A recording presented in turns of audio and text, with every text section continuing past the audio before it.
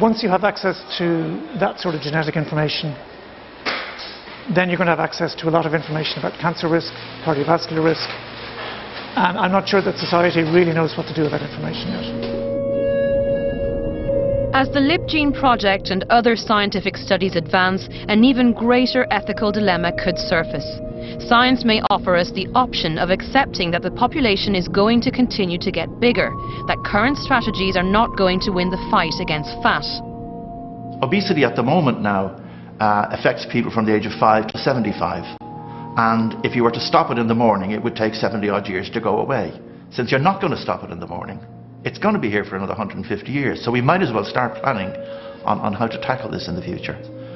But we know from experience that the relapse rate is massive in people who lose weight. So to say that we're not going to have an overweight population for the foreseeable future is naive.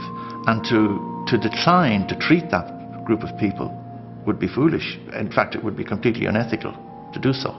So could there be a completely different way of tackling the obesity pandemic? One that gives up on helping patients lose weight and focuses instead on helping them to be obese and healthy at the same time? An approach like this would certainly be controversial, but it's one that some scientists are taking very seriously.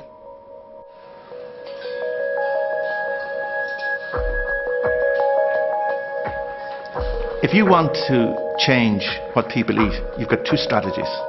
One, you can get the person to eat differently. The second is you can allow the person eat the same but change the properties of the food they're eating. LipGene is about the latter. It's not about changing what people choose to eat. It's saying continue eating as you're doing. We'll, in the background, manipulate the fat composition of these foods, and they will be healthier fats, and therefore healthier foods. One example of a fat which has a good effect are the omega fats, which are found in fish. Now, if we could take those genes and to take them and put them into a plant, an oilseed plant, so that on land you grow the same fats that you get from the marine food chain, that's a massive outcome of this study. And that's the sort of thing that's going to happen in the future, is that we will be able to solve nutritional issues with very precise genetic engineering of plants, despite the fact that they're unpopular among some quarters. If society has issues with manipulating the food chain to minimize the damage obesity causes, could there be other ways to help the rising obese population stay healthy? Dr. Donal O'Shea at the clinic is in the early stages of studying one particular phenomenon in some of his patients. We're intrigued by the group that are very severely obese but have a perfect blood sugar, a perfect blood pressure, perfect cholesterol. Okay, go. Enda is particularly interesting in that he is morbidly obese and has none of the metabolic problems. The implications are that they are protected by something, very powerful. So if you could find what it is about his fat cells, what it is about his system that is allowing him to cope with this excess weight without the diabetes, the blood pressure and so on, then that could have significant implications for how we might develop treatments into the future. The medics at the clinic and the scientists at UCD are joining forces to further understand how certain fat cells work. So at the time of surgery, they take a variety of fat samples. The research that we're doing here is basically trying to figure out why adipose tissue, or when people get fat, why it causes insulin resistance. So in the biopsies that we take, we're trying to figure out why some people can be obese but they don't get the metabolic effects of it, as in they don't become insulin resistant and don't become diabetic. And it seems as if it's down to the different cells that are in the adipose tissue, or the fat tissue. So we split it down and we look at the fat cells, or the adipocytes, and immune cells.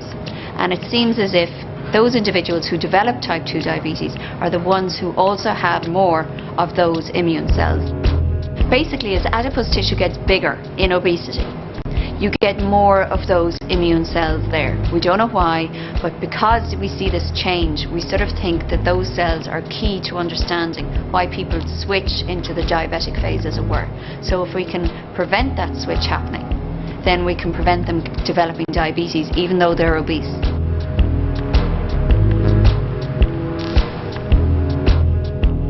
It's been 5 days since Deirdre had her operation. They started me on some food, which is, how could I say, interesting, to put it mildly. I'm eating about half the portion they give you, which is pretty small, it's around that size. It just hits home very quickly. I don't know whether I get my son's tested for genetic factors. I think they have a high risk of being genetically disposed to being overweight. I think I'm doing my best to encourage them not to be overweight and to be more active. I don't think I'd test them though. Gordon recently had gastric bypass surgery and has lost 5 stone. He now weighs 23 stone. Since starting at the clinic, Enda has lost 11 pounds. He's now contemplating surgery.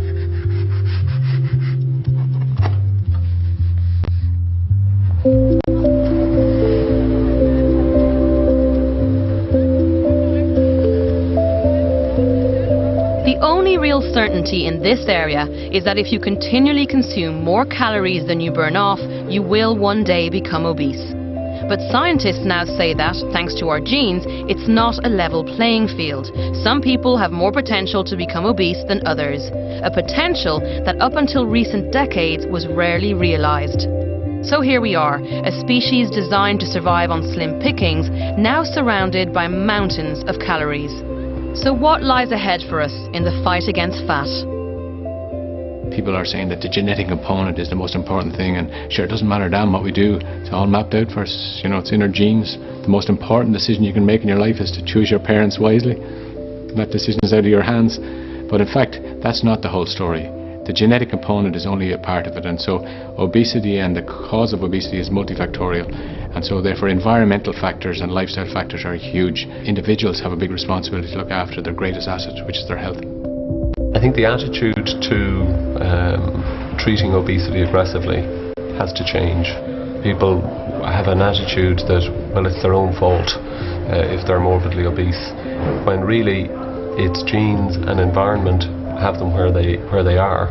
I think the surgery needs to be used earlier in the course of obesity, in those who have obesity, and that's why prevention back at the very beginning has to underpin everything we're attempting to do. And I'm confident that drugs will be discovered, but I don't believe they're going to solve the problem. They'll make a major contribution to the problem. One other major advance that will be made is that we will come to understand the genes that make me more likely to get fat in the same environment that you don't get so fat in. We both get fat, but I get fatter. People will begin to accept that yes, I do have the genetic makeup that makes me more likely to get obese than the next guy in the same environment. Maybe that'll help take the message up.